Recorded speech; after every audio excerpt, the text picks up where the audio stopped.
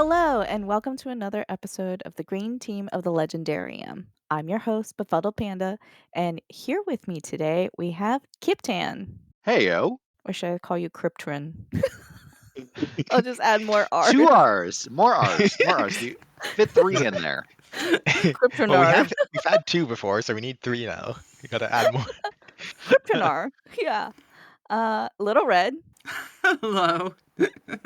Colonel Rabbit, Hello, hello. and Seeker. Hi there. Hello. And because the five of us are here, if you've been listening to our podcast and the series, you will know that this is a Vorkosigan episode. Yay! Yay. Today we are covering I guess you would call it like short story-ish collection. I mean, it's a short story collection. Trithology. Trithology called Borders of Infinity, which includes Mountains of Mourning, Labyrinth, and Borders of Infinity.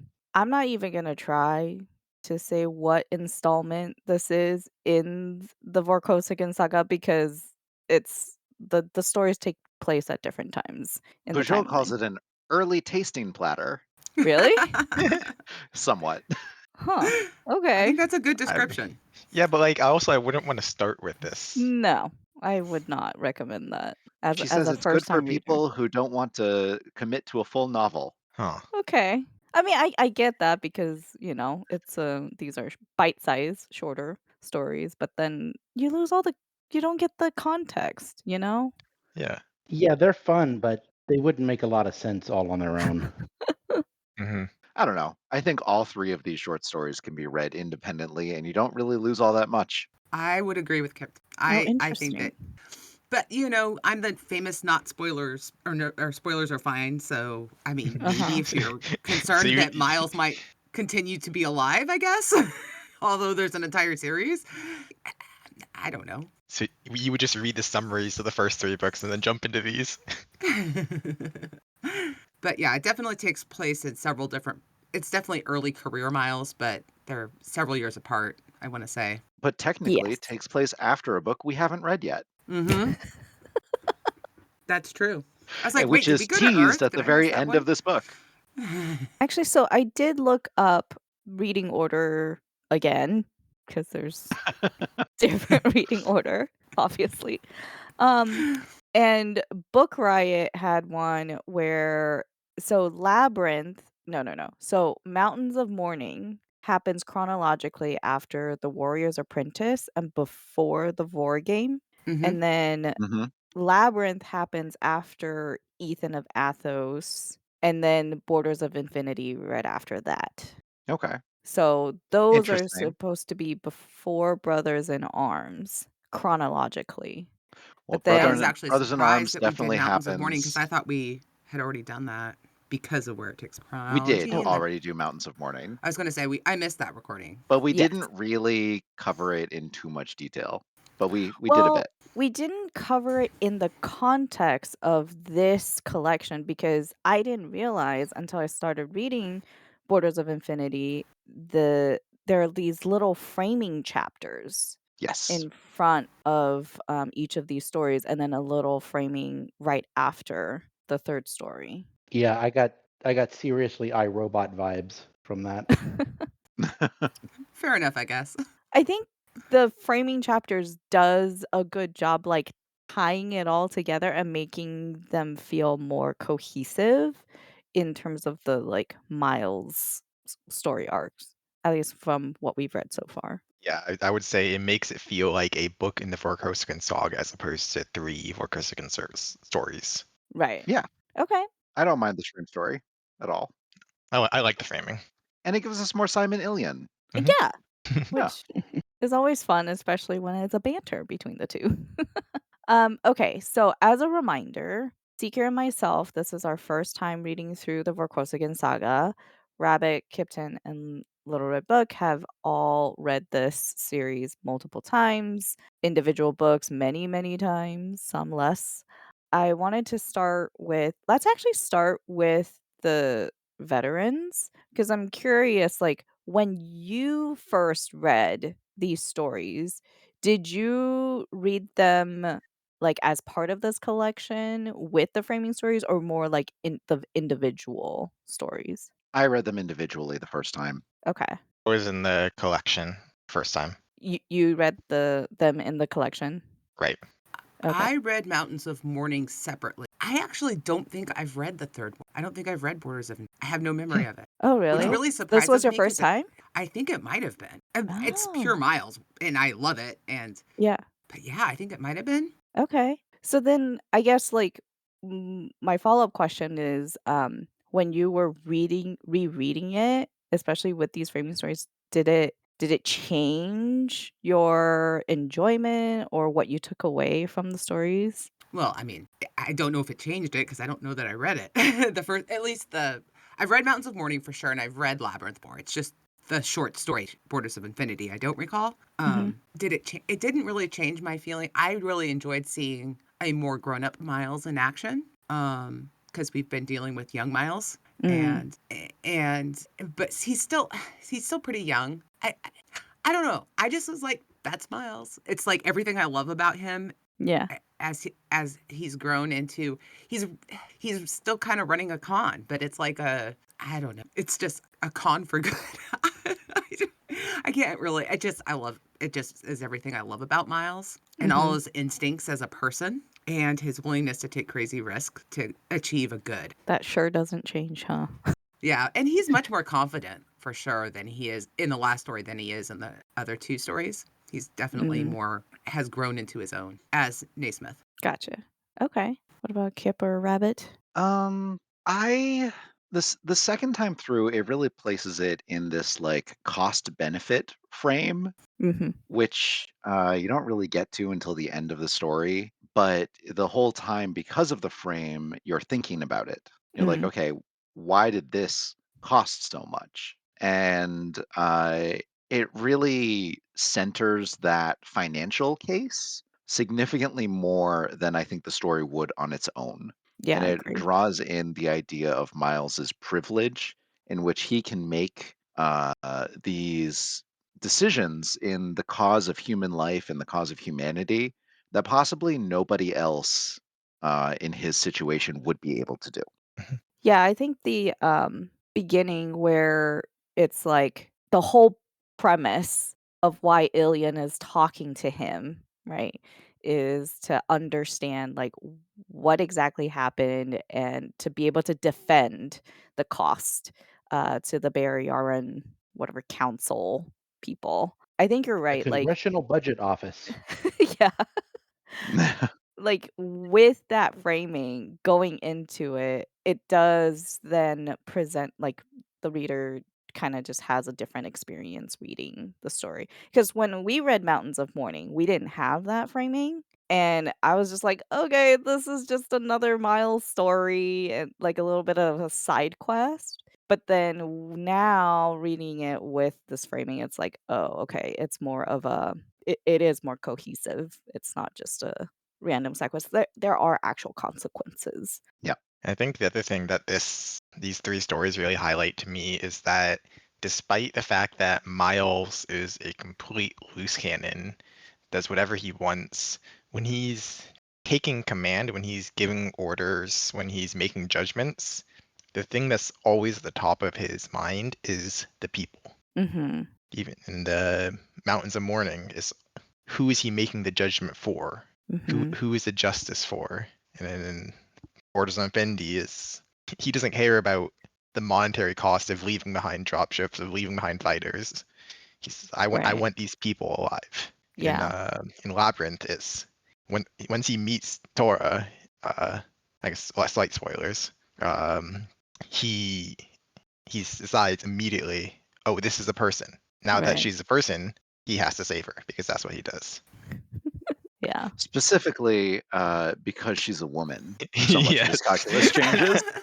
changes. He does have that streak in him for He sure. is, yes. Yeah. He was so ready to kill a man. Well, he didn't even think it was human though. He didn't. He He was knew. given the impression that No, He knew it was a hybrid. yeah, right, but but he Yeah, well, was given. he knew it was a genetic mutation hybrid with Thing. fangs and cat and horse DNA. Yeah. He knew it was a soldier. The two A things Well, that veiled. we'll get he into that. We'll get into that once we get further along in spoilers. But yes, there's a whole conversation to be had there around that particular character and Mhm. interactions with Miles. Okay, so Seeker, what about you? This Mhm. was your first time going through, well, second time going through Mountains of Mourning.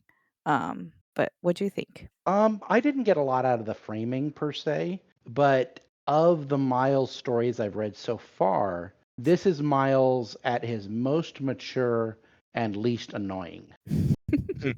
Yeah, I don't know why, but I never have a lot of patience for excessive self-pity. Uh-huh. I can remember as an older teenager watching Charmed, the oldest sister, Piper, was it? I She think so. was incessantly complaining that she didn't have a normal life. And that just drove me nuts. And Miles, with all his privilege, with all his power, with everything he's allowed to do, up until these stories, I think it's his constant complaining and like, like acting as if he deserves something more than he has. I think that's what's been getting at me. I haven't. I'm just barely starting to actually understand what's bothered me. But that's the direction I'm leaning at the moment. But none of that is here in these stories, which is, I think, why I particularly enjoy them. Because looking at the like Miles timeline, so in Mountains of Morning, he is 20, and then in Labyrinth, he's 23, and then in Borders of Infinity, he's 24. Yeah, So finally 24.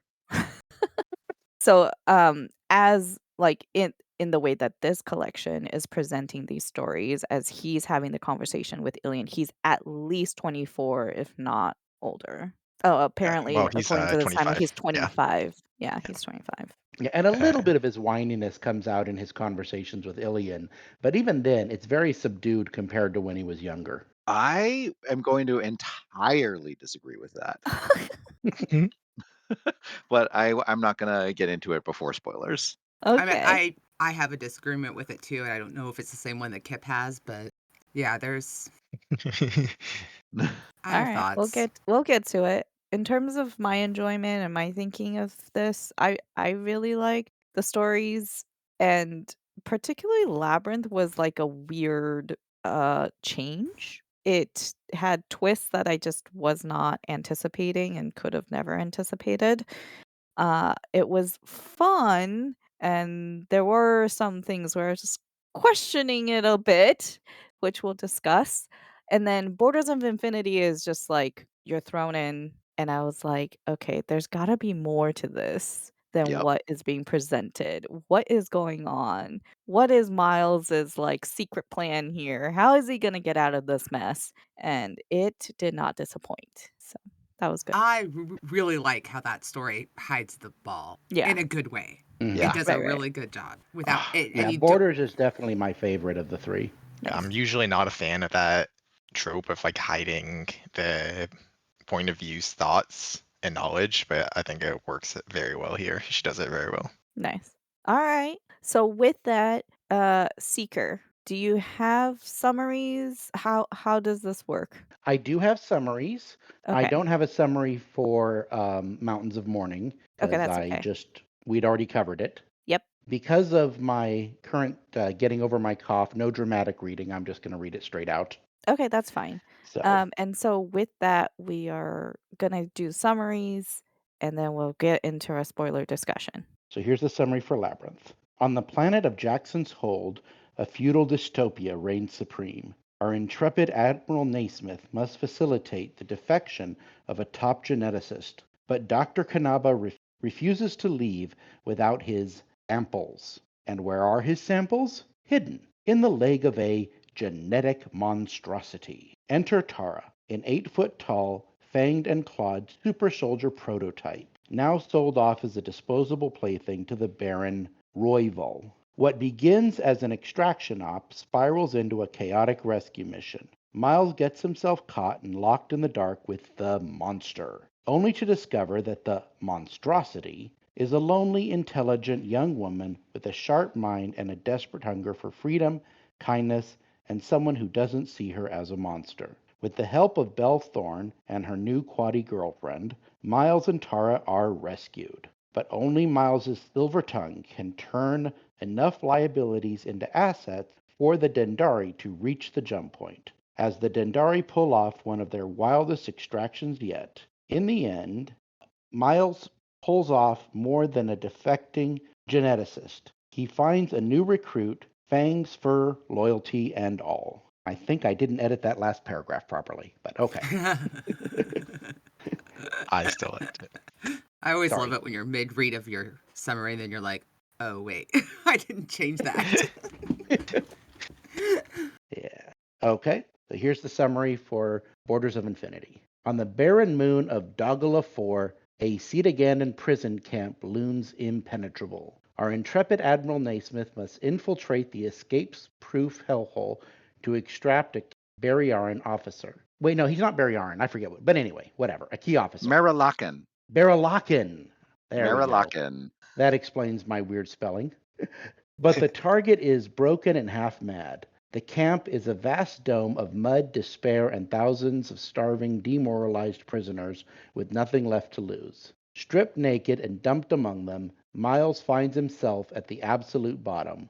With nothing but his wits, guile, and a talent for taking command, Miles starts organizing the prisoners. He forges alliances, ignites morale, and slowly transforms a helpless mob into something resembling an army. In the end, what was supposed to be a quiet extraction becomes an audacious mass prison break. Okie doke. Nice. Thank you.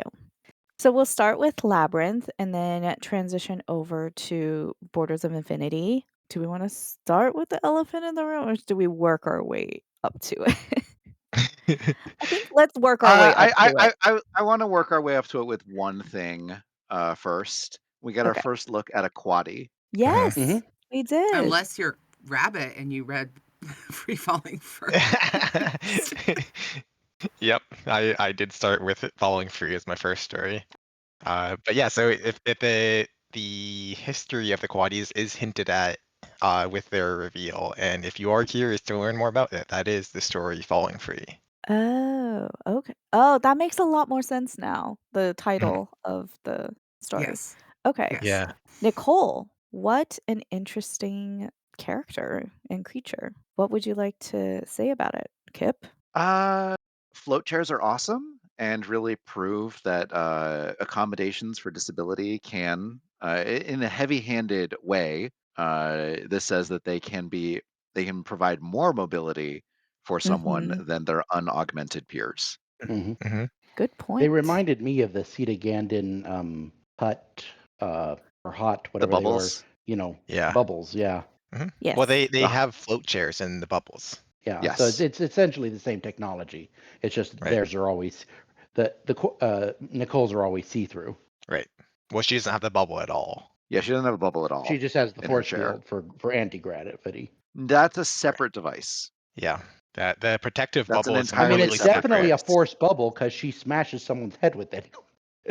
No. She smashes them with the physical embodiment of her chair. Yeah. Oh, okay. The I actual thought they got physical hit with the object. force field bubble. No, they No. got hit by the metal of the chair. Okay. Well, that works too. When she's performing in the 0G, that is a completely separate device, and Miles doesn't see her in a float chair until their She second meeting visits. together.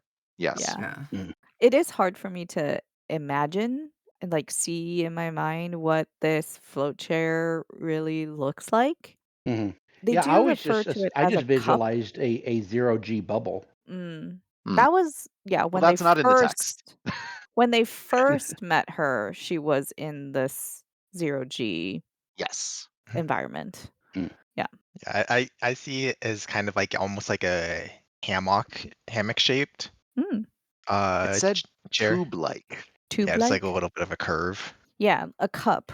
Like And it's she's also in really a- odd just trying to visualize someone with 4 arms because it's not even like an ape where you've got like feet that grip. It's like, no, these are 4 arms. Right. And it's just I like, feel it like a okay. teacup. Mm. Deep cup. Good. Because Miles says that Teacup. there's some sort of hidden support that she's using Oh, to her take the chair. weight off of her. Yeah, Yes. to take Yeah. the weight off of her arms. Okay. I'm trying to visualize how a So four-armed that's person is akin to a teacup. sure. And it stores her instrument. Yes, it Mhm. stores her instruments as Yes. well. So Yeah. I wouldn't imagine it like a noodle or hammock that she's astride. Well, no, I'm talking about like the shape of her seat is like a hammock-like. Oh, sure. Yeah. It breaks my brain to try and imagine it, so I'm just enjoying you guys listening to You're you. just reading the words. I actually know some like office chairs that are like, that crazy ergonomic design. This is Huh. actually a fascinating style question because there are authors who go deep into describing stuff, and then there are Uh-huh. other authors who ignore everything but dialogue. And, Asimov said that he didn't like describing surroundings. He wanted to focus on dialogue and let you make up your own, let the reader's brain create the environment. Yeah, And and then he has there's the most different in boring between. spaceships because of it. Yes, he There's also has the what? most boring battles. They don't Yep. happen. Well, I think that's the thing. Is like there is that fine balance of giving enough like actual description so that readers can, you know, see in their mind, especially when if it's like action or spatial like relevance that is Mhm. important to what's happening in the story or for the Yeah. characters. One author that I've read about how to write, she says, you have to pin your character within time and space.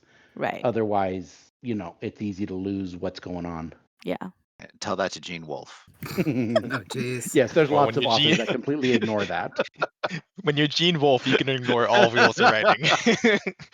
I mean, it just And depends on I will continue to not read him. what experience you want to give to your reader. Yeah. So Uh-huh. there are going to be Yeah. readers that will just bounce off if they don't Well, it's have like enough to grasp. I read Asimov for the comedy and the sociology, the Uh-huh. commentary on sociology. I don't read him for nice descriptions of spaceships or cool technology because he's got neither. Oh, Just he has such cool ironic. technology. He has such cool technology. Okay, so anyway, He's Right. got logic. The red. about those Speaking of Engine. speaking of characters unmoored from time and space. Remember Archive Undying? Okay. You tried. Okay. About those quaddies. So yeah, in this world about 200 years ago, there was an explosion of genetic tinkering and augmentation, which created both the Beta hermaphrodites and the quaddies. Yes. Which is why And the then Batons have now outlawed most genetic tinkering. they've created a whole bunch more rules, but they still genetically tinker on the daily. Yes. It's Yes, more exactly. controlled. Yeah. It's highly regulated. Well, Yeah. and you had the Cetagandans running around making kitten Oh, trees yeah. and Well, the stuff. Cetagandans are their own weirdness. Yep. And now the Baryarans are acquiring their own chief geneticist Yes. Mhm. to possibly put the LX Terrence C gene Yeah, I was going to complex say with in their Terrence C progeny. samples. It's Their like, okay. second Terrence C samples. Yeah. Yeah. Mm, Yeah, I love that. comes Well, he's back. going to get a surprise when he gets to Barryar. Yep. I am a little bit disappointed we don't get the his arrival on Barryar as part of the story. Do we see him again He's later? not a good man. We don't need to see more of him. He's a coward. Okay. He is a bad person. He Yeah. is. Well, he's a typical bad scientist who's just obsessed with getting published and his acclaim within his community, and really doesn't care about secondary or tertiary effects of what he's doing. He did have that one redeeming line where he was like, "Yeah, I realized that about the same time that I started vomiting every day." Oh yeah. Mhm. Yes. I mean, he did make the decision to leave, his But really terrible employers. Yeah, but that was just because he couldn't publish any of his work. yeah, That is he true. Other couldn't people work were on what getting he wanted recognition. But he did make a point about the like being able to have autonomy to to help work on people. things. Yeah. So Yeah, I he's don't not give him. I think that was a justification or a post hoc justification rather than a motive. And one of the gene complexes that he's smuggling out is for like a very rare enzyme disorder. right. It's Yeah. Right. not going to make him Yeah, But he rich. but probably yeah, could but have he done can that. get published and get acclaim for that. Yes, he can. Yes, but Like his I said, he's a bad person.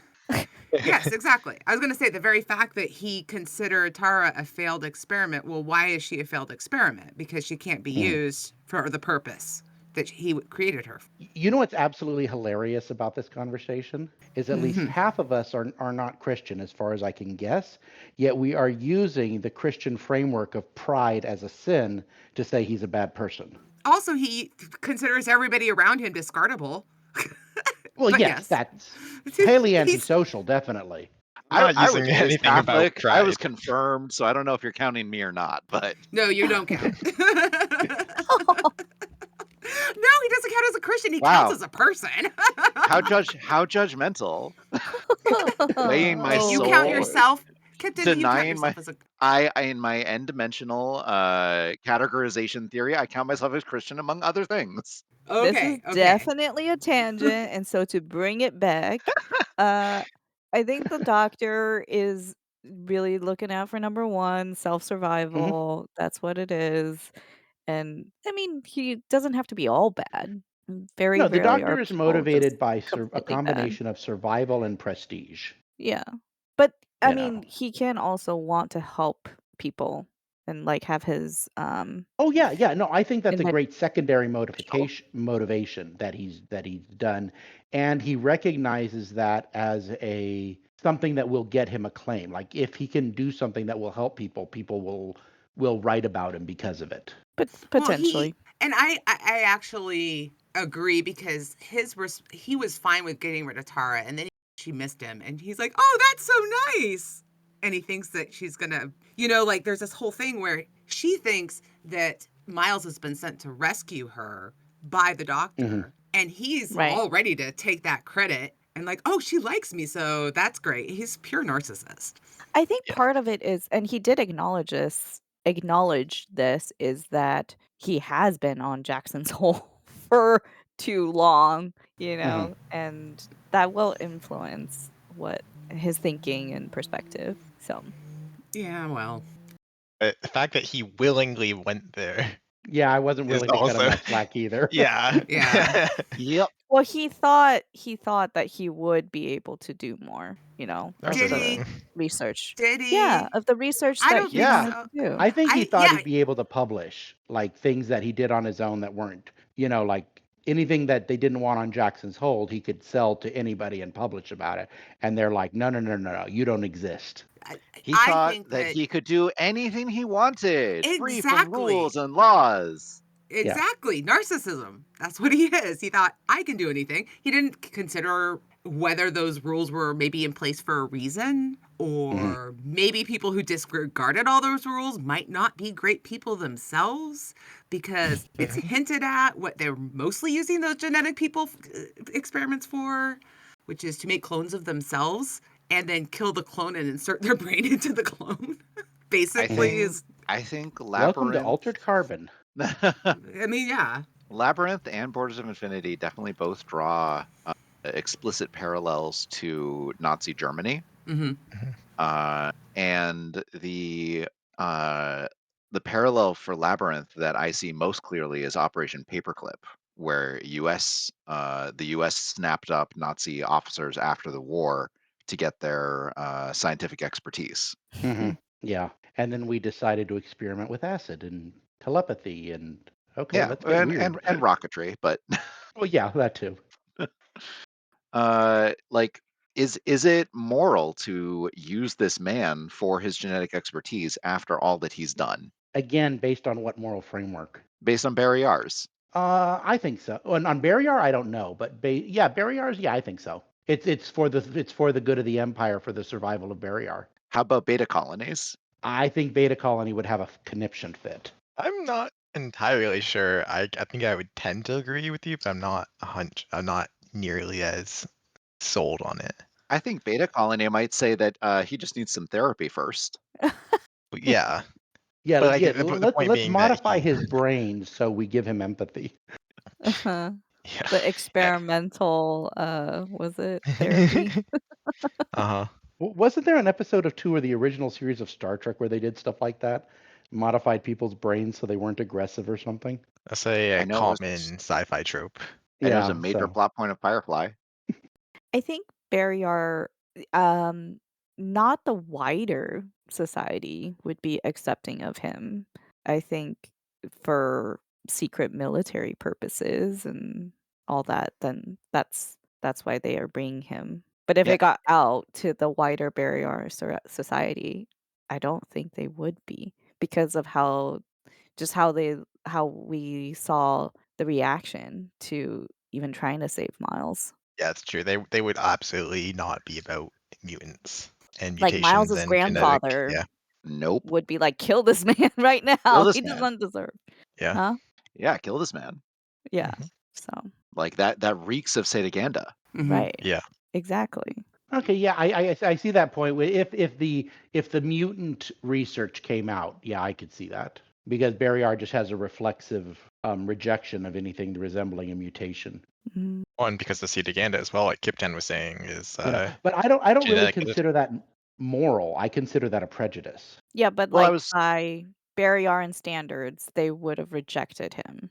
But through prejudice, not through morality. that's their morality. I think that things are changing and are very much in flux on Barry R. And so it'd be harder to tell because you can already see the younger generation are accepting the uterine replicators, are accepting some gene hygiene. But you know what I mean? Like they're already kind of Like gene moving. therapy Yeah. so that nobody's Yeah. born with a cleft lip. Yeah. But So I they're think not the ones in charge of, No. the Baryon Simon's would government. totally take this opportunity though. Well, that's what I'm Simon saying, is, is like, also not in charge. Yeah. militarily, yes, there is an advantage, and they will do that. Like, Simon will do that, but the Mhm. wider Baryon society wouldn't. Yeah, but most of what most cultures do for military purposes are not generally looked kindly upon by the average population. But Barrier is a militaristic planet. I think that the Baryarans are moving towards this being an okay thing. Maybe not his past, but the idea of doing genetic research and that kind of stuff is coming into being in Baryar. We're in a Mm. flux in their culture, is what I'm saying. The thing that I found most interesting about why they were failed experiments is because their metabolism is too high. Which They're also made them soldiers. die very young. It made them die very young, but it also made them too expensive to feed. Yeah. Yep. Like they said, Napoleon would quake to feed this army. Yes. Which it's so very utilitarian. They didn't even care that they were people that Well, they because did they this didn't see to. them as people. Jackson Hole. I know. I know. It's just that's my point is that the doctor didn't see Tara as a person because she couldn't do what they needed her to be able to do. Yeah. I think it's also that because she was created, like, in such a scientific way. Like, the purpose of creating these specimens Maybe within wasn't. this story, but humans throughout all recorded history have been very good at classifying the untouchables as non-human. I would also draw a note to Captain Thorne's remark where they wanted to create the enlisted man. Mhm. Recreate it. Yeah. Yeah. Yeah, recreate the enlisted What was that man. Van Damme movie? Where I he don't was know. like they were a whole bunch of like super soldiers. Sorry, the only one I know is the one with Cold Fusion in it. Yeah, no, I the think Saint it's wasn't Van called Damme. anyway.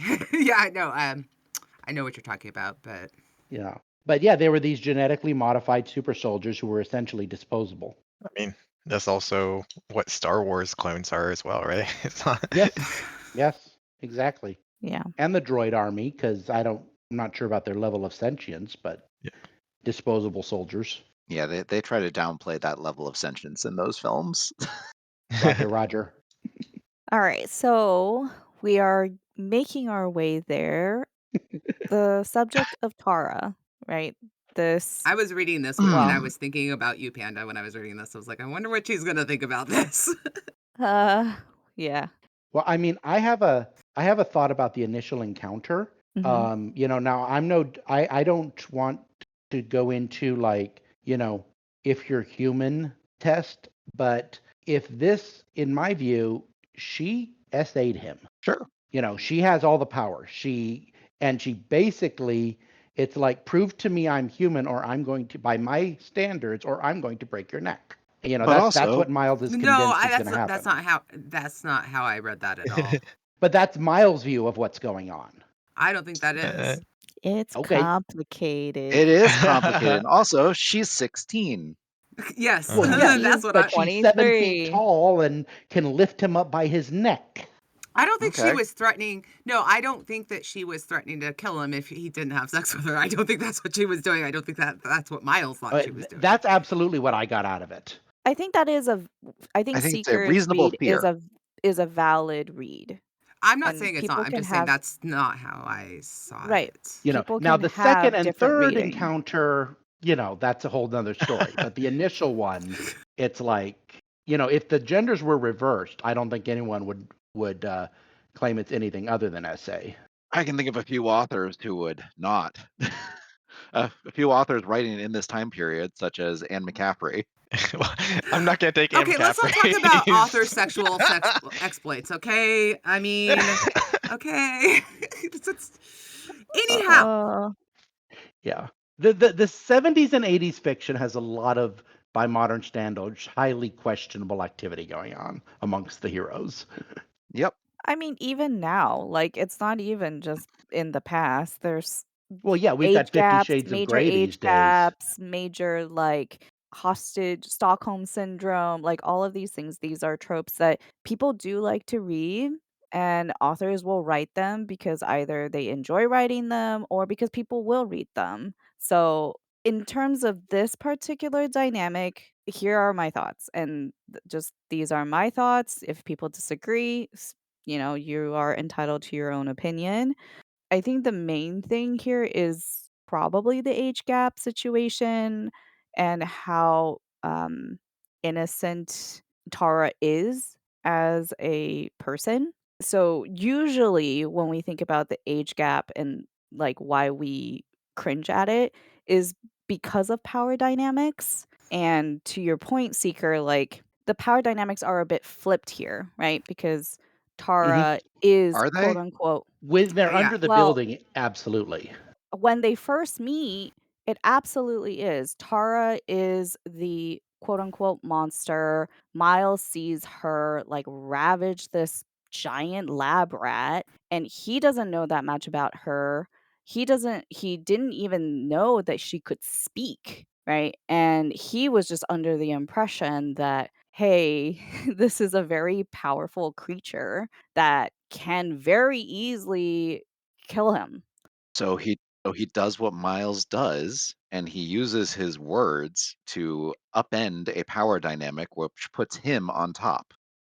Well, Yeah. yes, in the sense that, he was getting there. He was figuring it out. But the way that the story presented Tara in the situation was also quite menacing. She was still a threat to him. So that's why I'm saying this is complicated. Like Yep. the the power dynamics play is definitely there, and it's not necessarily, like, quite as clear, but it's still there, and does it change how we feel? For some people, it might be like, well, he was just trying to survive, but I think it is a bit more than that. I think, he at least the way that Bujo presents Miles is he was also trying to be more empathetic and trying to treat her as not just a monster. That being said, that doesn't necessarily make how this scene played out great. And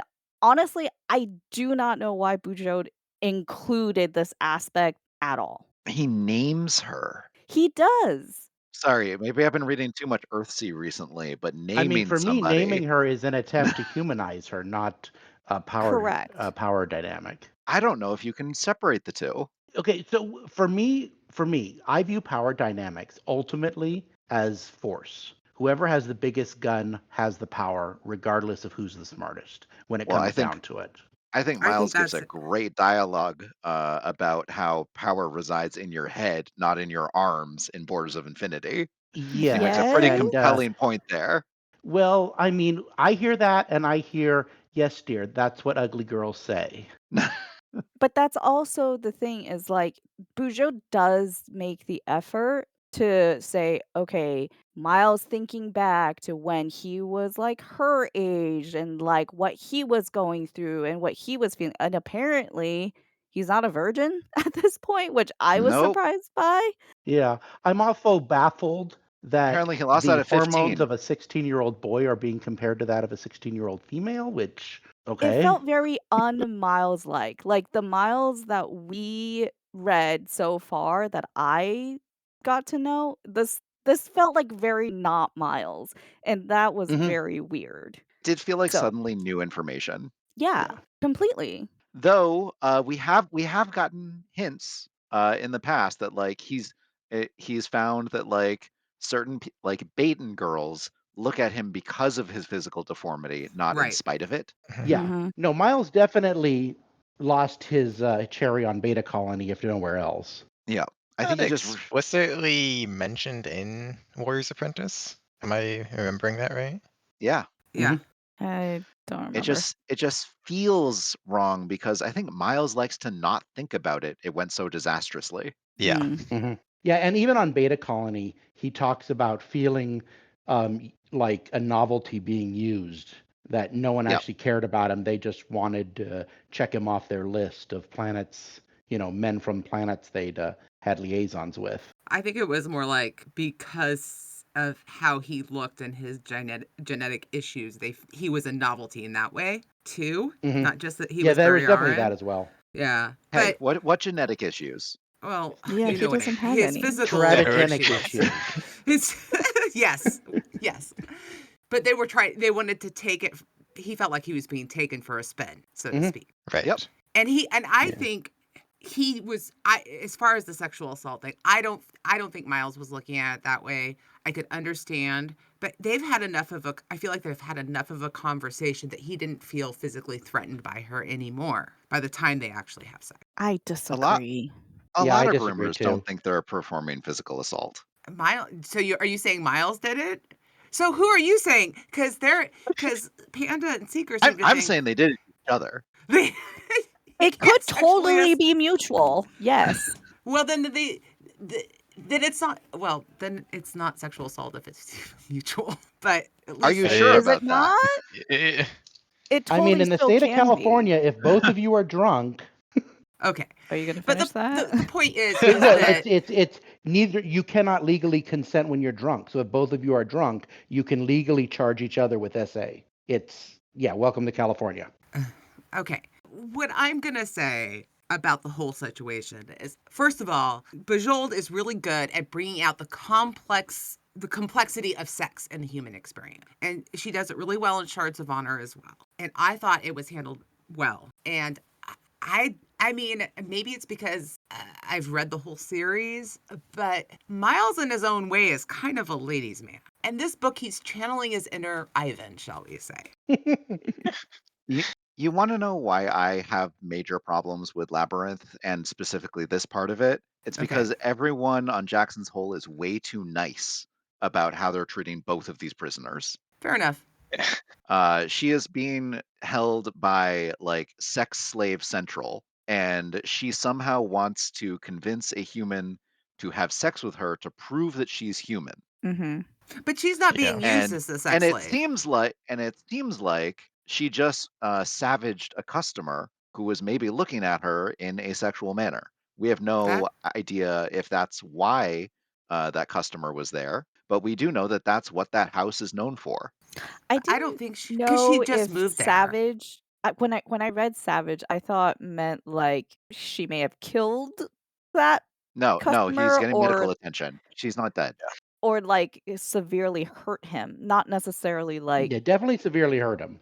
I believe severely hurt, yes, possibly in protest for sexual assault to be. But we don't get any of that because Bujold is playing with kids' gloves when it comes to House Rioval in this short story. I Interesting. thought that she didn't even get that far. Like, Yeah. the, Well, I at mean, least the the entire impression lead I got is that logic. I believe we got only as far as like the showroom No, before he the savagery happened. he's not specifically even in Miles he's not no, even. no. Miles specifically said that, "Oh, you're a virgin." Yes. Yep, Well, no, I agree with she's a recent acquisition. with Rabbit's thing that why is she associating having sex with me equals you think I'm human when she's been sold to she's been basically sold as a sex object, and she seemed to have found that She's been objectionable. to house sex slave. Yeah, Yeah. but the They thing they is make that they make but that's not one-off I all sexual they objects for customers. It is but that's pretty not much mhm. all all they they make. do. That's not all they do there. And she's not even in that section of the house. She's in the genetic lab area.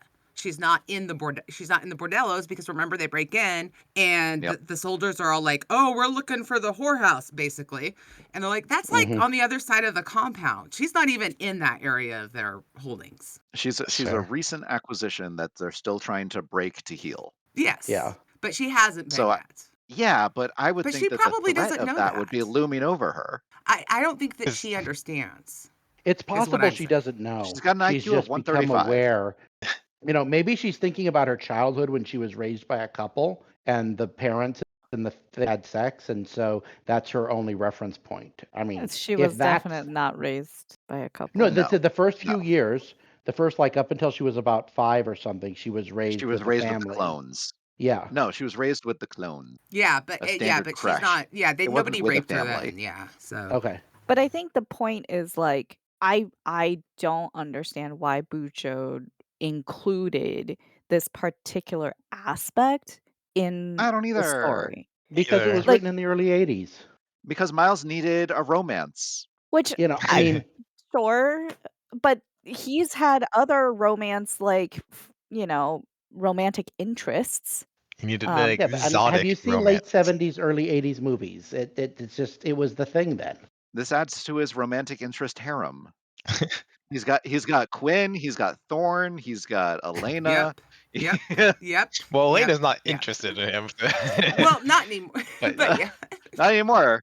But Miles still puts her in that category. yeah. but I think the thing of, like, "Oh, well, this is a product of its time," is, like, Bujold is also a bit more progressive for her time, so that's Uh-huh. why I think this particular insertion is just It's very conflicting. progressive to have multiple sexual partners. Yeah, I mean that was the Yeah, but that's progressive not tilt what at the I'm time. talking I, about. I very much agree with you, Panda. There's a lot of things that she's very progressive in, and then that's why it feels much more out of left field when she puts in something that's of the time or even or a little bit. Yeah.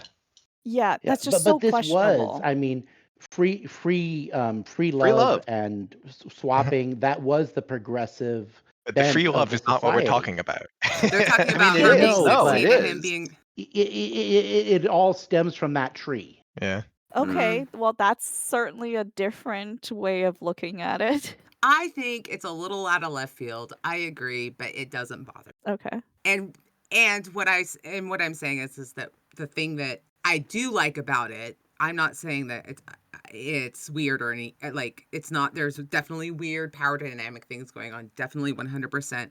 What I'm saying is that what I like about Bujold in general and this scene in particular is that she deals very honestly about the weirdness and complicatedness and all the all the complications that come with sex in general in our lives. I agree with you. I think the problem I have is the equating of, "Oh, you won't have sex with me, therefore you don't see me as human." That's the part that's Yeah, really well, there weird. wasn't. We have no backstory to tell us why she thinks that, and I think that's why it's a sticking point. If they could have included a single comment or phrase somewhere earlier in the book to explain why she associates, May has that association, then this wouldn't be a problem. Like maybe 10 Potentially. rejected her or something like that. Because we know they Yeah. don't all look like her. Right. So maybe there was something like with her crush mates that happened or something. Potentially. But we will Well, never yeah, but know. this is the problem. We don't know. It's Yes. all potentially. Yeah. And I think that's kind of the thing is like to me I don't know what Bujold had in her head when she wrote this. I would like to think that she takes care, right, to write especially something that could be so controversial and to be a bit more careful in presenting Yeah. that to the reader. Okay. Any other aspects of Labyrinth the crew would like to discuss? Well, I loved his quick talking at the end, where he just winds this elaborate theory and ends up getting all three of them shooting at each other, and they completely ignore him. Is this like what the second or third time that he's been on board a spaceship running away and just like has light beam communications with someone he's pissed off and convinces them that to chase someone else? 'Cause, like, You he know, did you that know at the end what? of Sudaganda as well, right? Uh, sterilizing Not someone's liquid Sudaganda. nitrogen genetic banks, that is revenge. Oh yeah, Yeah. that was sweet. Very, very. Like I expected House Brioval to like completely implode after that. Yeah, I wouldn't, if I was them, I wouldn't even give him any benefit of a doubt at all. I would say, I don't care if you're working for my brother, you were going to die too. Well, no, he had no Like, way to pursue. He had no ships. He had to convince one of the other guys to chase them. Sorry. Yeah. Because I just found that section with Tara and Miles. What we didn't mention was Tara was threatening to kill herself in that yep. moment. Not So, him. Or at least that's certainly what Miles took from it. yeah, her claws turned toward her face again. And he was like, either to kill herself or to like harm herself, right? Yes, And he was like, self-harm. don't do that. And he was trying to calm her down and trying to Because talk her Miles out of it. struggles with self-harm. Yeah.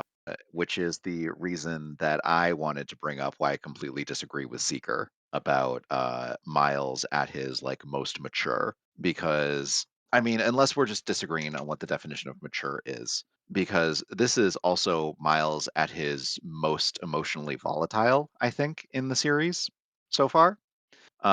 We when Ilian says one thing to him, Miles goes into the like this utterly black despair and rage. And sure, we can blame some of that on his medical condition, but we can probably also blame about 6 weeks of that on his recent experience in war. And at the very end, we see Ilian like reconsider possibly what he's been asking Miles to do this whole time. But in that initial moment, we see Miles flip into this black despair that with a rapidity that is really concerning. Really Mhm. Well, Miles concerning. is definitely bipolar, and now he's probably got PTSD after the events of Borders of Infinity. Yeah. Mhm. But like that peek into his internal state makes me more worried about his mental attitude than anything else in the series beforehand. This whole interaction probably would have been better if Bujo did really lean into Miles's ability to talk his way out of things rather than to actually like go through with the act. Yeah, I think that's kind of where I'm at as well. Is Hmm he That would have been great. he immediately went to, oh, okay, sure, let's do this. She's kind of hot. Yeah. Well, he is 20, what, 22, 23? 23. Yeah, at 23. that age, I don't think I'd have turned anything down. That was kind of my Mm. thought too. I mean, you could say it's being realistic, I guess, but at the same time, it doesn't have to be realistic, or I that It's doesn't a mean, have to be space opera. reality. It's a in space Borders opera. of There's Infinity, plenty.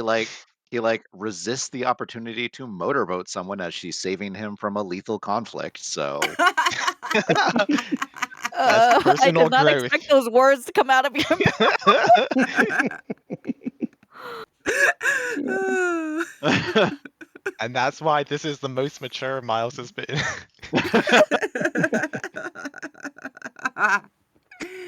Oh. I didn't even mention someone who reminds him of his mom. Yeah, That's I mean, in we haven't Borders gotten to that part of yet. Infinity. Yeah. but we're in spoilers.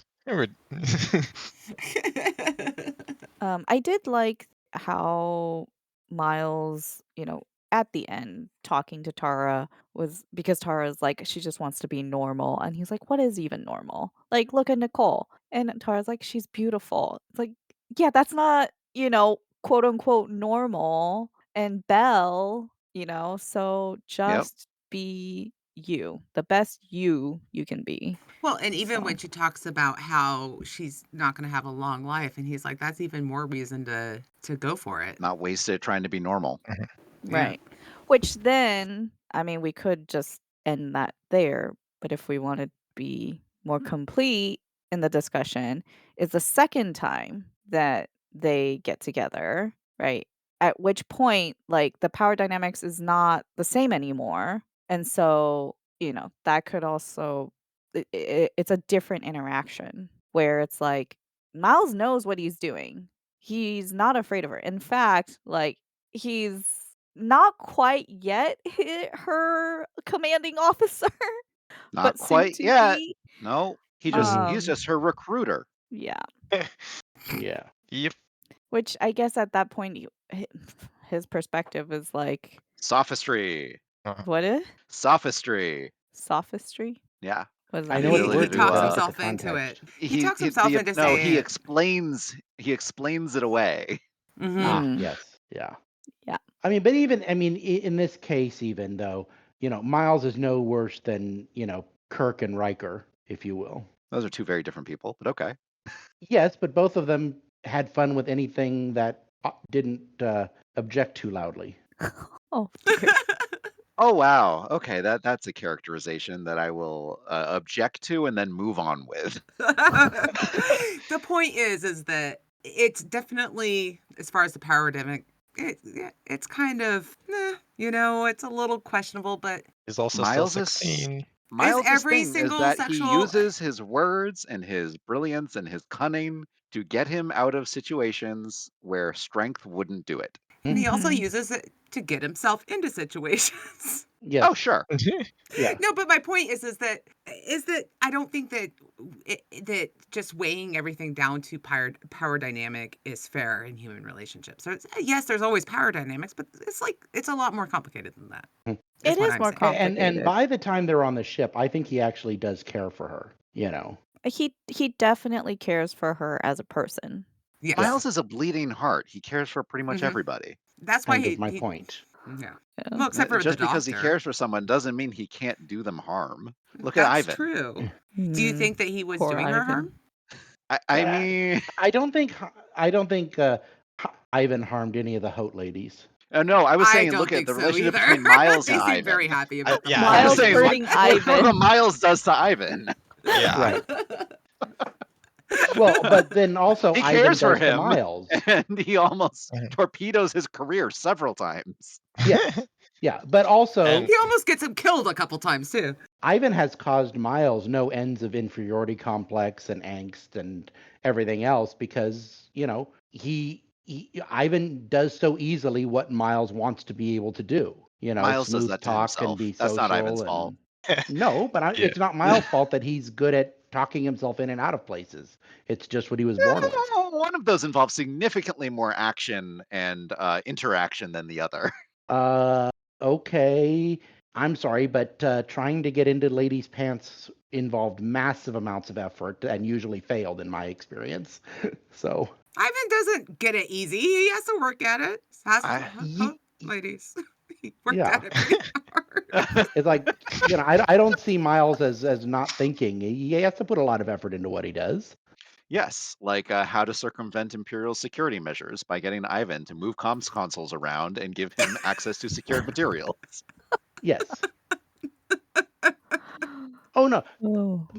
Miles definitely risks getting Ivan into career-ending trouble, but Ivan has caused Miles lots of psychological, caused Miles No, inferiority complexes. Let's put it that way, or exasperated them. His life causes him inferiority his complexes. his life, his situation causes that. Ivan is one example of the ways that Miles compares himself to literally everyone in his life and Mhm. comes away from it thinking that he is this black hole of despair. That's not Ivan's fault. I think I agree Mhm. with Kip in that a lot of it is, I mean, and it's natural, right? Like you see what other people can do, how easily some things come to others and not to you, Mhm.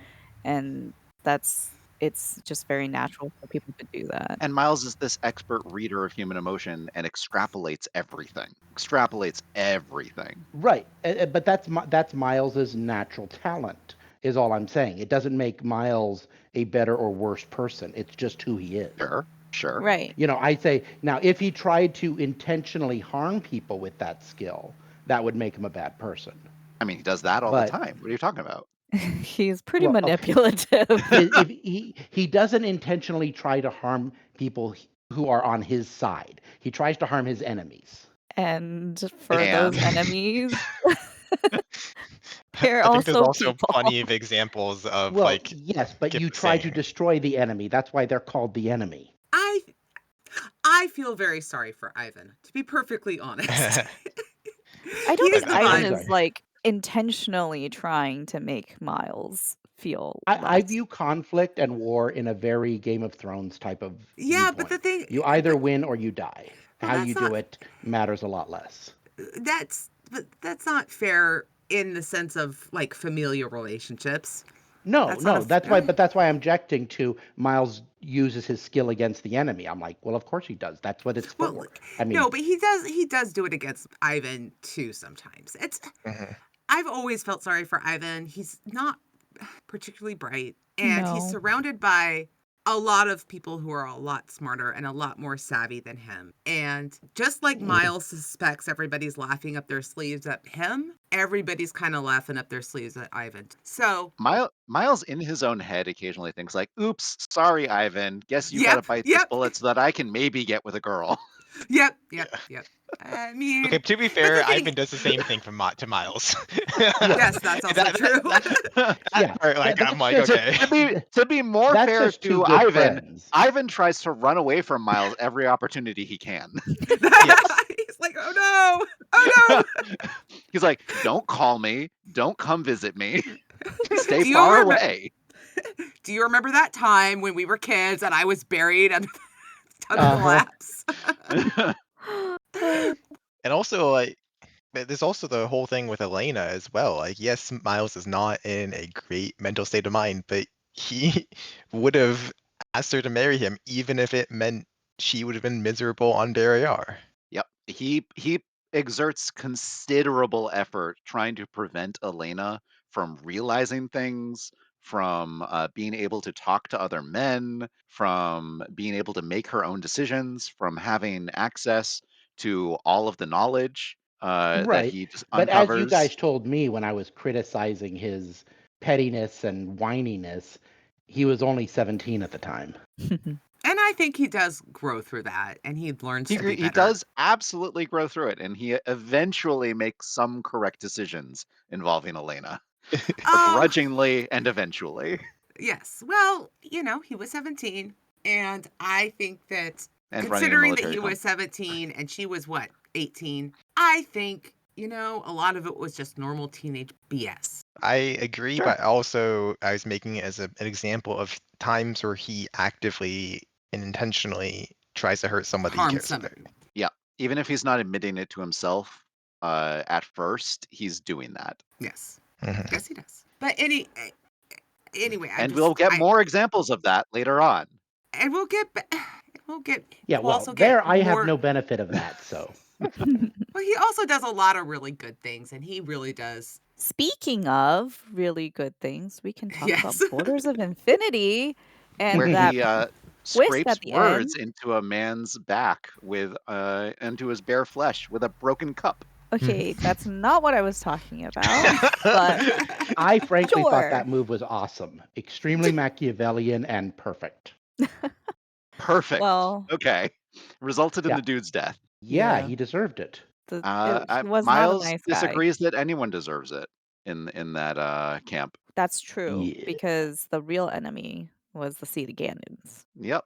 Well, I'm not going to try to parse Miles's head. I have a hard enough time with my own. No, he specifically said that. It was Yeah. laid out explicitly, And he pardons the rest of the crew. right? Right, because I mean, this is like oh, what is it? He said, when you have a large group that you're trying to organize and one large subgroup is guilty of a crime, you can't go after justice for that whole subgroup. You're going to face a rebellion. But And even so after he they picks try to specifically murder him, Correct. even after when the second group comes Yeah, back around and Miles comes for the Miles is strangulation attempt. extremely forgiving against attacks on his own person. Yep. Mhm. Yes, he is. But he's protective But when people try to harm people under his command. they almost killed Sugar. Yep. So it wasn't just Mhm. him. But for him, I think this was Yeah, I don't know why he let those people go. no, I'd it's have had them. because he said it. It's because they were driven to their actions and the real people behind the whole thing. They like why they're even in this situation is the Gandans. And the Yeah, but Seed of that Gandans, logic would have worked for the guy whose chest he carved up. I think he just felt guilty that the guy died, and he so also felt No, guilty when he was doing it. Yes. and Mhm. I think he knew the guy was going to die. Oh yeah, he absolutely knew the guy would die. He was Yep. he was the sacrificial lamb. He Yeah, was the scapegoat. he was the scapegoat. Yep.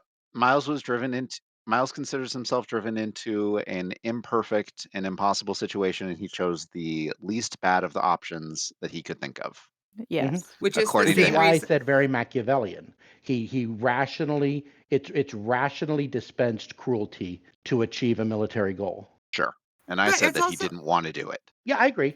I agree he didn't want Okay. to. well, and it's kind of the Okay. same reason why in Mountains of Mourning, which didn't talk about Mhm. because we talked about it earlier, he doesn't dispense the harshest of justice that he could have. Yeah, Mhm. exactly. But he dispenses the justice that has the broadest and most effective cultural impact. Right. And then that's what he did here too. Specifically for the Exactly. oldest generation. Right. Yeah, which is who he was trying to impact. Yep. So So to circle back to the beginning of the story where we're just Miles lands dropped in a mud in. pit, gets stripped naked, and beat up. Well, that, yes. No context, right? Nope. And for first time readers, we're just along for the ride. I was like, what is going on? Hmm. Yep. There's gotta be something else, but I don't know what it is. Yep. And he paraphrases scripture like Samuel L. Jackson in Pulp Fiction. It's like, what the hell are you rambling about, dude? It's so refreshing for me to have a mystery inside a panopticon where the point of view character doesn't reveal himself to the reader, but also doesn't lie to the reader at any point. Hmm. Yeah. And so this whole plan has to be conducted under the watchful eye of the Cetagandans, which gives a great excuse for why he never says anything about it, Hmm. but Mhm. still manages to give these oblique phrases like 14 is a holy number. Mhm. Yeah. Hmm. Yeah, it's all wrapped up in this Yep. faux religious mysticism, and it's, which the guy with the paper gives him the excuse to create. Hmm. Yeah. No. The thing about this whole thing, I mean, besides Miles, well, I have two main points about this story. One is Miles choosing to rescue the entire camp was extremely reminiscent of, hold on a second, Echoes of Honor, of the Honor Harrington books, where Honor Harrington is on a prison planet. She has the opportunity to escape with herself and maybe a dozen other people, chooses not to, risk everybody getting caught forever in order to be able to rescue everybody. And the author points out, both in interviews and in later novels, that that was a bad tactical decision, but it's emotionally satisfying for the reader, which is why we cheer for it when she does it. And I see a very similar thing here with Miles. It's tactically what he did was insane, but we love him for doing it. well, yeah, you're correct. Except that Mhm. he did have some tactical reason to do it, as in that he wanted to get. Oh His yeah, yeah, initial but target so was did Honor comatose. Harrington. It's just that it's the risk benefit calculus with can I pull it off versus, It's the reason why people like, well, not everyone, but why space operas and epic fantasies are popular Mhm. when more realistic military stories are, I Are guess, not. less so. Yeah. Yeah. Yeah, it's why we cheer for the underdogs. And then Malazan fans are over in a corner.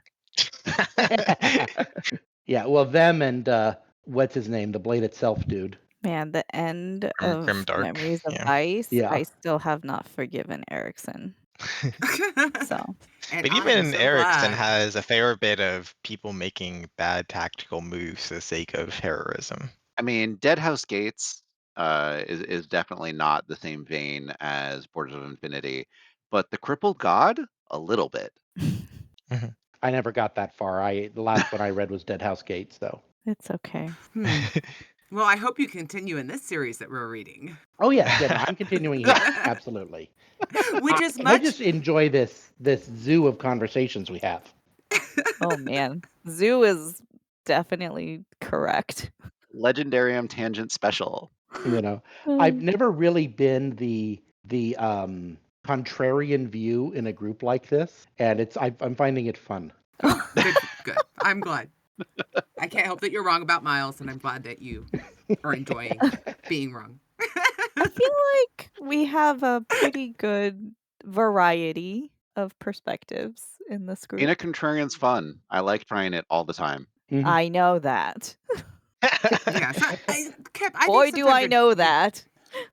Anyway, Back to Borders of I Infinity.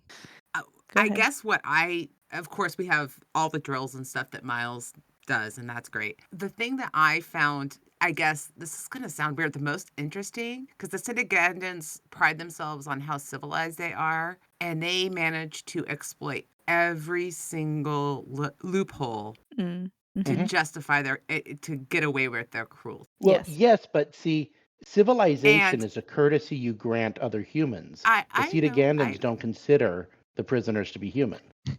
And they don't consider whatever the ILJ or whatever it is, the like they're like every single other interstellar legal something. the UN basically. Yeah. Mhm. The UN of space. I wasn't clear if it was specifically the UN or if it was like their judicial or like prison arm. I think it's more like the Yeah. League of Nations. They come Right. around and make suggestions, but are absolutely powerless to enforce anything. Or I like mean, Geneva that's pretty much the Convention. UN too. Yeah, The true. UN is. There's a number of things, but yes. But I just found it in that one of the most interesting things, that and the power of faith. And Miles is an agnostic, but he sees the power of his faith in his mother, and the idea that there's something that you can hope for out there, and how that's used in the story. Yeah. But I think there's Yeah. also, you're talking about Cetagandans wanting to be civilized. I think what they want to present to the galaxy and the universe versus what they internally value Oh, are yes. different. Yes, Well, absolutely. As we now know. well, Yeah. we knew that before, though, too, didn't we? No, I And mean, yeah. before we read Cetaganda, I didn't. Oh, that's true. Fair. I was gonna say, like, we as a group already knew that, though, right? Because we Yes. read Citaganda. I meant mean- now that we've read Cetaganda. Yeah, We can also just know that from their occupation of Barryar. yeah. And there are many military incursions. It does feel very contradicting. Like if the Cetagandans feel very two-sided, like every time I'm reading about Cetaganda when it's just like Cetaganda, like as an other, versus when we read about Cetagandans on their planet. It's kind of jarring. I think that it's about whether or not And you this have takes place after. This Yes. takes place Yep. after Yes. Miles already has been to Cetaganda, and I think the lack of acknowledgement of any of those influences or events or things that he learned is kind of weird. And repelled them at Vervain. Mm-hmm. I don't know. Yeah, but I didn't feel any specific lack of his Well, prior experiences with them. I mean, also they're the to Barryaran enemy, number one. be fair, if Panda did feel that is very valid because the book Cetaganda was written 8 years after this book. That makes sense. there you go. Then I wonder why sorry. she. It was written 8 years after Borders of Infinity, the story, not Borders of Infinity, the collection. Got it. Okay. So at the time, maybe she didn't have yet like any true idea of what the Cetagandans were really like. Didn't have an idea that they had such friendly diplomatic relations. Right. What I would say to that is that I don't think that there's anything in the book Cetaganda that any information that's in that book that he would bring to the prison camp that would make a difference. It's not It would influence his internal thinking. Right. I don't. Like he would maybe. make references to like That's I thought the Hope were trying to not an anti-expansionist thing. Like why are You they know on? what? Mhm. Panda, you're But he totally wasn't there right. to deal with internal politics. He was just there to deal with external politics. You're totally right, Panda. There's no way that Miles would have gone through this whole thing without thinking about beautiful, hot women. Right? And their long hair. Yeah. And that one There would have time. been something, right? And the lock of hair he has into his at the bottom of his personal chest at home somewhere, probably. That's So the fair. fact That's all that fair. the Saga book was written after this makes a lot more sense. Yeah, no, absolutely. Yep. Anything else about Borders of Infinity? Well, I do. Yeah. My second big takeaway is at the end when he gets everybody organized and everybody's, you know, working together and passing out, and then nobody's going hungry and everything's running smoothly. Not only does Miles start to enter his own, manic, or not manic, but depressive phase because there's no challenge to keep him going, but fights start getting worse. The enforcers start beating on people harsher, and I find that to be an interesting commentary. I mean, in the book, in the story, it's written up to the stress of there never being nighttime and so on and so forth. But there's this weird thing among humans that the moment everything is working perfectly, part of us wants to tear it down just to alleviate the boredom. I don't I think remember that the enforcers being yeah, harsher. no, the enforcers do start to become jerks. They do. I think it was not it was put to the eternal daylight. What it was put to is that now that they had finally cohesed enough, and the Citagandans weren't putting any outside pressure on them, they just kind of let things ride because they were hoping that just by not doing anything, that everything would eventually fall apart.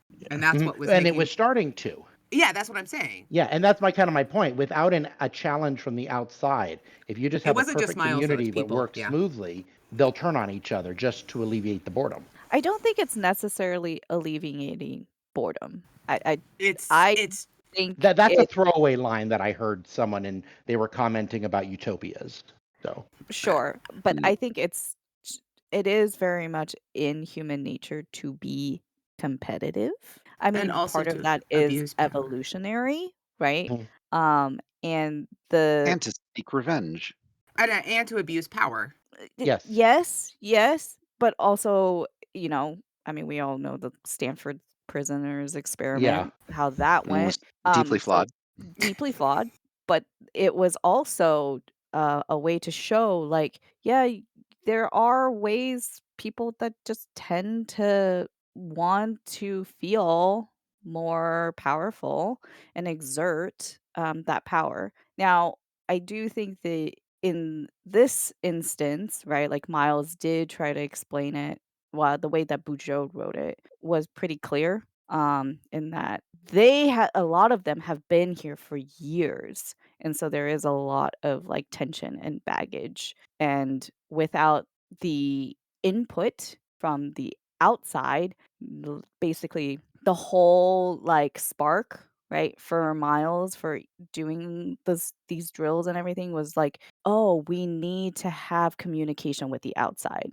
These people need to understand and be reminded that this is not the whole world. There is somebody on the outside that is provoking and putting them in this situation." So just to go back to the Stanford Prison Experiment bit, one of the reasons that I said that it was deeply flawed is because looking back, they've re-examined what actually happened during that experiment, and Mhm. they have discovered that like the guards were actively coached to be tough on the prisoners, and the That's prisoners were true actively too. coached by the experimenters to like have this feeling of helplessness. Mhm. Fair. So like didn't necessarily show what you're saying. I don't know I think anything about the Mm, the Stanford prison experiment except that I've heard it. What I would say is that I think that having the outside pressure from the Citagandans not be visible, all of the stuff that had happened, Except that one moment where they faked out the food. right, that was the only time that they mhm. did that, and then they stopped interfering. Yep. Yeah. And you know, you know, discipline had so completely broken down in the camp that there was a lot of grudges and a right. lot That's of and there was no Yep. good source of authority. And so then you finally get a good source of authority, and then the people who have the authority begin to Pick abuse up their grudges power start grudges growing. as again. Yeah. yeah, Yeah. exactly. I mean, they were also coached to, how they're supposed to treat and use their power Right. Yep. too, And then I mean, briefly, but they were, yeah.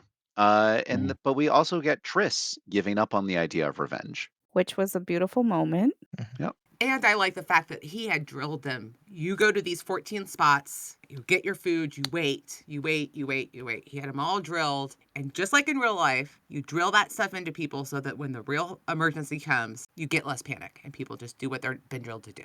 Yep. Yeah. 14 is a holy number because that's how many. Yeah, so we my changed How many it. apostles there are. I hope the 14th one is out of the garage. Right? Oh God. Yeah. On And a it wing and a was. prayer, as they say. Because it's Miles. Uh-huh. Yes, because Miles is wearing plot armor. Well, you As know he what? always is.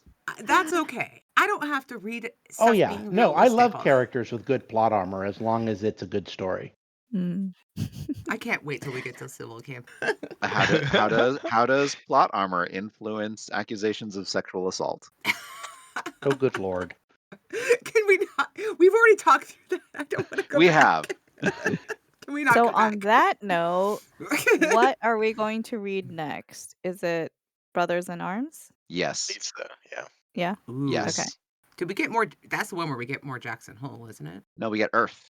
Oh. Oh. I was thinking about. Okay, never mind. I know what I was thinking about. It was a different one. You are thinking about a different one. You're thinking about what we Yes. might read after Brothers in Arms, possibly. Is Yeah, it I was very Meridian? confused because Yes. they make Yes. a reference to Earth, and I was like, I thought Earth. I was. Did I miss the Earth book? I thought that hadn't happened yet. I was. It hasn't. Yeah. It's a lovely little So- cliffhanger. Yep.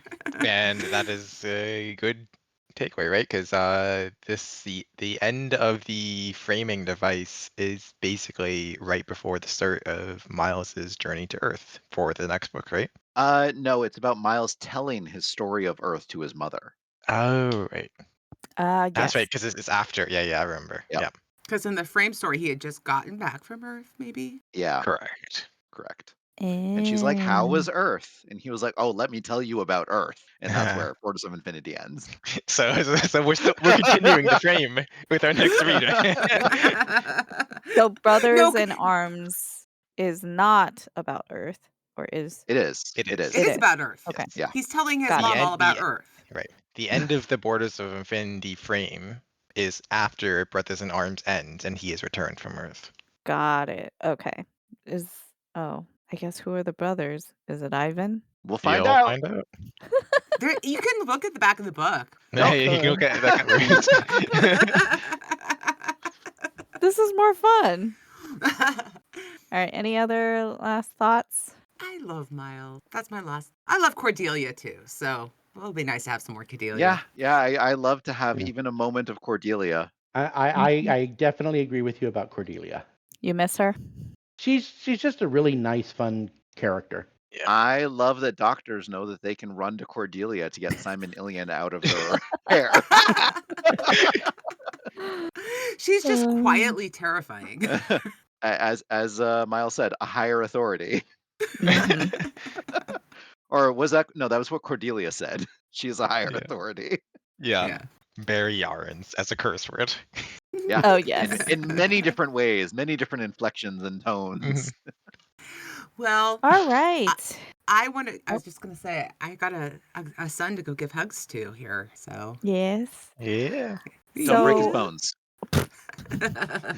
I seriously doubt she would be able to, but Well, she's not hugging Miles, so it's okay. and I'm not All Cordelia. Uh-huh. Well, hopefully our discussion was satisfactory for our listeners.